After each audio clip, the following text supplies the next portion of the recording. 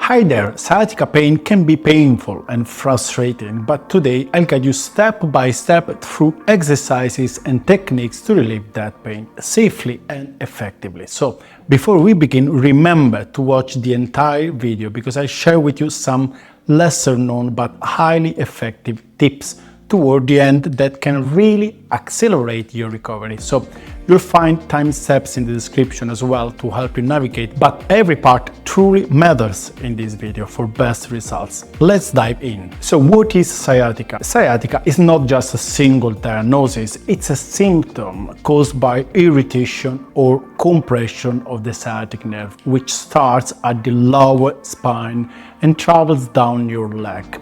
The sciatic nerve originates from the nerve roots L4, L5, S1, S2 and S3.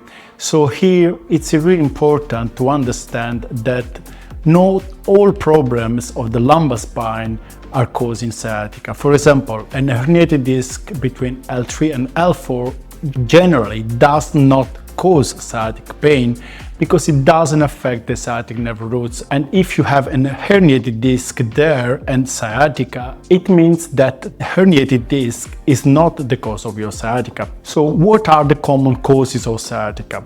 Herniated or bulging disc between L4, L5, L5, S1, and these are really common. Then spinal stenosis, piriformis syndrome, even though this is not considered a real sciatica, then we'll explain this in another video. Degenerative disc disease or spondylolisthesis can also cause sciatica sometimes. Trauma or injury to the lumbar spine or pelvis sometimes can be a combination of these factors as well. Recognizing symptoms and when to get help. So, sciatica symptoms include sharp burning or electric-like pain that radiates down the back or side of the leg. You might also feel numbness, tingling or weakness in your leg or foot.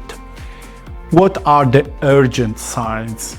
Severe leg weakness, loss of bladder or bowel control, sudden severe pain after trauma. If you have any of these, please seek immediate medical attention.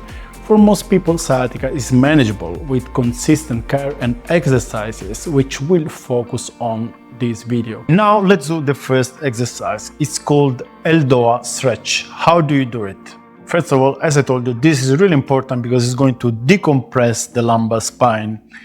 You get as close as possible to a wall like this, then you lay on your back, you extend your knees, and you make sure the lower part, the lumbar spine, it's attached to the ground. So make sure the tailbone and the sacrum are attached to the ground like this. Then you join your thumbs and you keep like 8 inches between one heel and the other. You put your chin down like this. And then you start the exercise, you start the stretching. How do you do it? You extend your arms, you keep your wrists extended like this, and now you inhale, and when you exhale, you push backward with your palms and up with your heels. So you have two forces, one force going upward and the other force going in that direction, backward, okay? So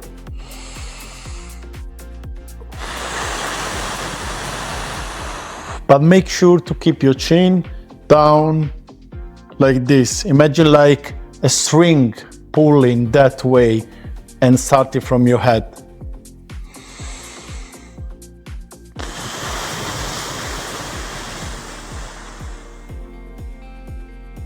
You inhale.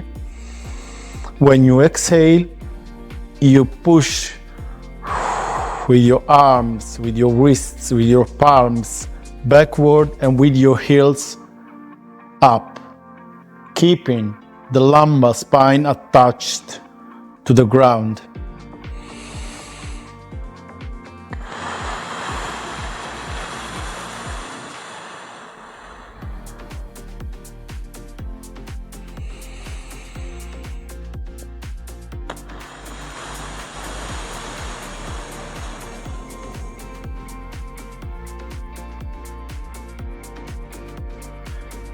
You can do these movements for 15-20 seconds at first, and then you can do one set and do it like for 45 up to 60 seconds.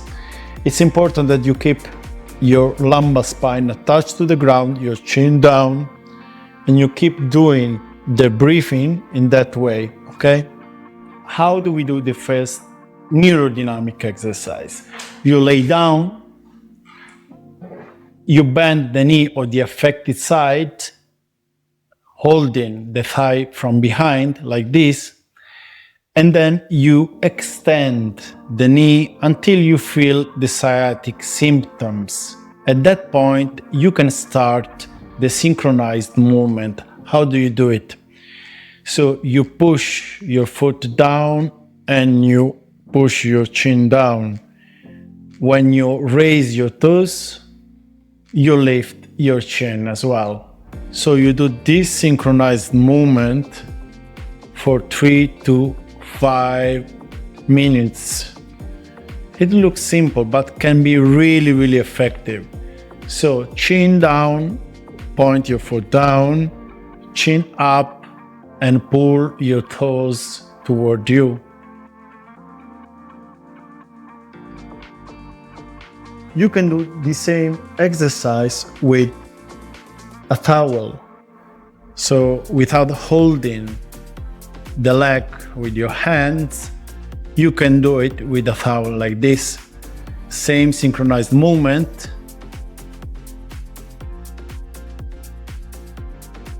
Breathe normally.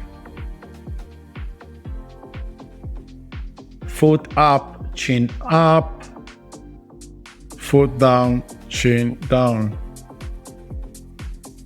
It's important that you keep the synchronized movement when you feel the sciatic symptoms. So, as I told you, grab your thigh like this, then extend your knee until you feel the sciatic symptoms, and at that point you start the synchronized movement. And you keep doing it for 3 to 5 minutes. When the symptoms have significantly decreased, you can do the same exercise but a little bit more advanced. So how do you do the advanced version? You sit down, you keep your hands behind your back, and you slide your body weight towards like this, just to increase the curvature of the lumbar spine. At this point, you extend the knee of the affected leg. When you feel tension behind your knee, you start the synchronized movement. So, foot down, chin down, foot up, chin up, foot down, chin down, foot up, chin up. And you keep doing this synchronized movement for 3 to 5 minutes. This looks simple, but can be really, really effective. So how do we do the piriformis stretch in the correct way without causing pressure in the lumbar spine? There is a way, and I'll show you how. So we need to keep the lumbar spine flattened. We need to keep it neutral as possible. To do that, let's say I have sciatica in the left. So I push the right foot on the wall like this. I cross the left leg over the right. I keep the chin down. And as you see, right now, there is no space under the lumbar spine. It's flattened. And that's what I want. In this case, for example, I already feel tension in my left piriformis. So I keep this position for 10 seconds. Then I breathe in. I keep the chin down. When I breathe out, I push away the knee with my hands and I reach for the second tension point. I keep it for 10 seconds. Then I breathe in. When I breathe out, I push away the knee a little bit more and I reach for the last tension point. I keep it for 10 seconds and then slowly I go back, I reverse the movement, I go back to the neutral position. Do this stretching, which is really important because if you have sciatica, your piriformis muscle, it's really tense, it's really contracted, okay?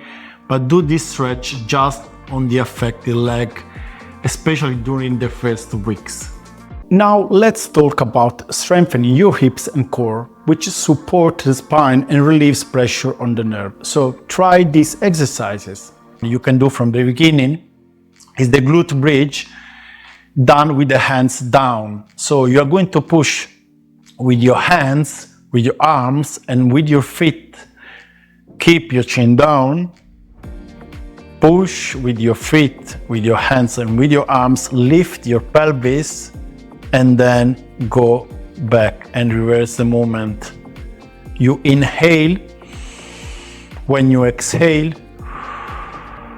lift your pelvis up and then go down. It's not necessary to lift your pelvis this high, just lift it a little bit, and this is enough because it's going to activate your glutes, your abs as well, which we really want to start strengthening, okay? So again, we inhale,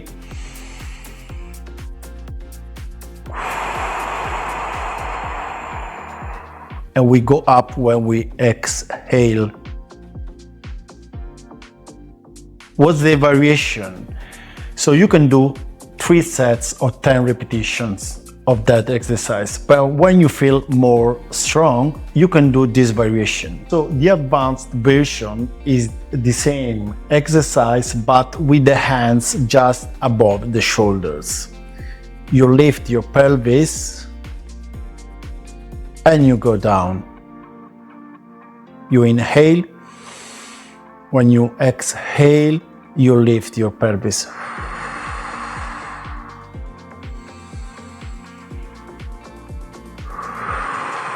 Make sure to keep your chin down.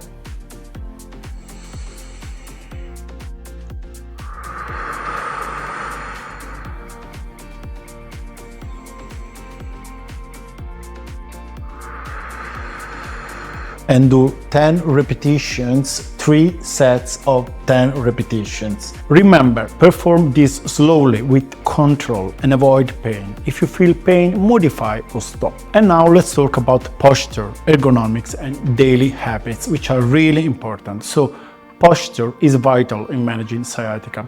When sitting, keep feet flat on the floor. Avoid crossing legs and use lumbar support to maintain the natural curve of your lower back. Avoid prolonged sitting. Aim to take breaks every 30-45 minutes.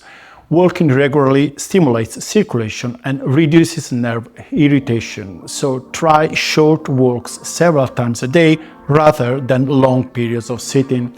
If you work at a desk, consider using a standing desk or take frequent stretching breaks. Bonus tip: to support your recovery, apply ice for the first 48 hours to reduce inflammation, then heat to relax muscles.